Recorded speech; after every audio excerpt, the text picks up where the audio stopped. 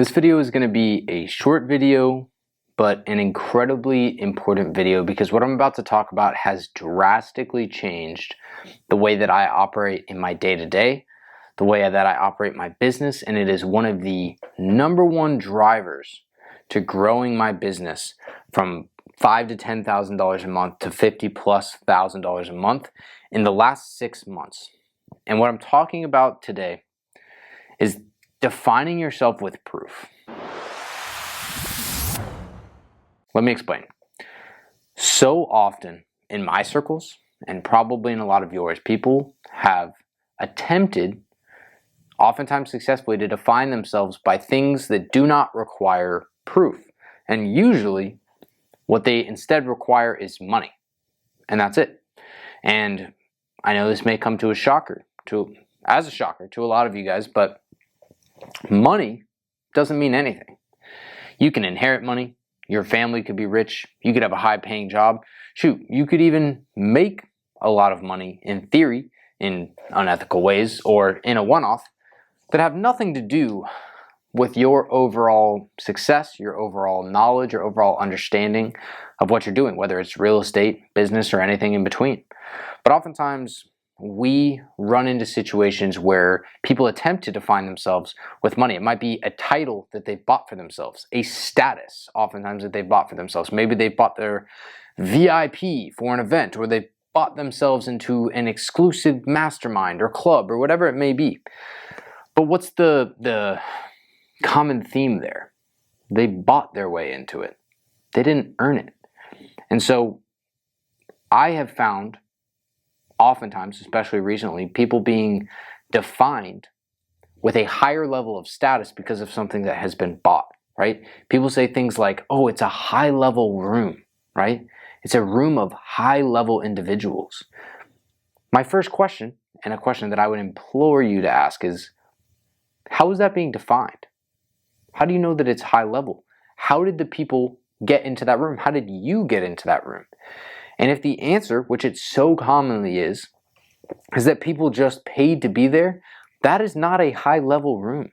If anything, it's a room full of people that are either gullible or that just have a lot of money, which is fine. But it has nothing to do with being high-level individuals. Now, on the other hand, let's say, for example, you joined a mastermind that required you to make $1 million a year minimum. Well, that, in my opinion, would be defined as a high-level room. Why? Because even if I had $10 million to throw at somebody, if I'm not making $1 million a year in my business and I don't qualify to be there, then guess what? I don't get to be there. And the only people that are in there have been filtered. That is how you get high level. You filter things based on proof, right? So you've done X amount of deals, you've made X amount of dollars, you've started successful businesses, maybe you've exited successful businesses. Whatever the filter is, those things are not things that money can buy. They take time, they take blood, sweat, and tears, and they take proof. And when I realized that a lot of the things that I thought were high level were actually just being propped up by money, it honestly borderline blew up the way that I was thinking about my business, thinking about the people that I was surrounding myself with, and thinking about the beliefs that I had about other people based on basically nothing. And it was a lot of it, let me tell you. And it was just because that was what was being pushed on me, was this idea, this discussion of high level, this discussion of the people that you want to be around, talked about all the time, right?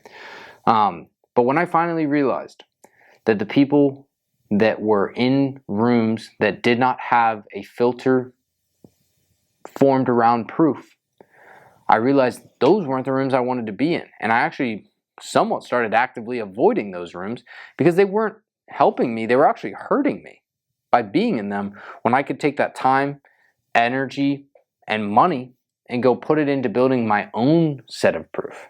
Now, to be completely transparent and fair, I am very early in those stages of having proof. I don't feel like I have a lot of proof. I have some proof. I have enough that I can teach other people what I've done that's worked. I can teach people what I've done that hasn't worked. But I don't make $1 million a year yet. I don't have these crazy levels of proof, but I will. It just takes time. And that's the great thing about proof. You know people are high level when it's taken them time to get where they're at, when there's a filter to get them to where they want to be. And so now the fundamental shift that I would encourage other people to make, that I've made, that has drastically improved my businesses and the way that I operate, is that I am now spending all of my time seeking out, learning about, and observing places, people, and communities and groups that require a filter to get into. Doesn't matter what the filter is. It does not matter. Whatever that filter is, you just have to make sure it's a filter that's worth it to you. But when somebody has a status, whether it's the status of a leader, whether it's the status of belonging to a club or a group, whatever the status is, the main thing that I would encourage you to do is ask yourself, were they given that status or did they earn the status? And if somebody was given a status, I encourage you to tread incredibly lightly, because being given something does not mean you have earned it. And if you have not earned it, it does not mean you're a bad person. It does not mean that you are not capable of whatever the thing is that you are trying to do. But it doesn't mean the opposite. It doesn't mean that you are capable. It doesn't mean that you are a good person. You can be elevated for any number of reasons, and if it's not something that you have done on your own that you can back with your own proof and evidence, then it's not something that I would be interested in standing behind. It's not something that I would be interested in feeding into. Instead, search for those people that have the proof and the evidence, and if you can transition your time, your money, your effort, everything that you're doing into people that have an undeniable stack of proof that they can do what they say they can do, you're going to be left with a lot less defaulting loans.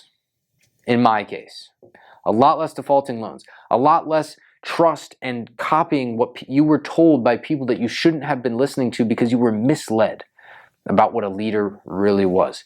You're going to find yourself instead looking at people that have done 10 times, 100 times what you've done, people that are doing what you want to be doing. And when you can make that transition, it will skyrocket your business. It will change your life. And all it takes is this basic and fundamental understanding, but a huge switch up but from what a lot of us, and myself included, believe about leaders and about status. So don't define yourself by things that you can pay for, and don't look to other people who are defining themselves in that way either. It usually means they don't have a whole lot to stand on, and if they don't have a lot to stand on, you should look for somebody else.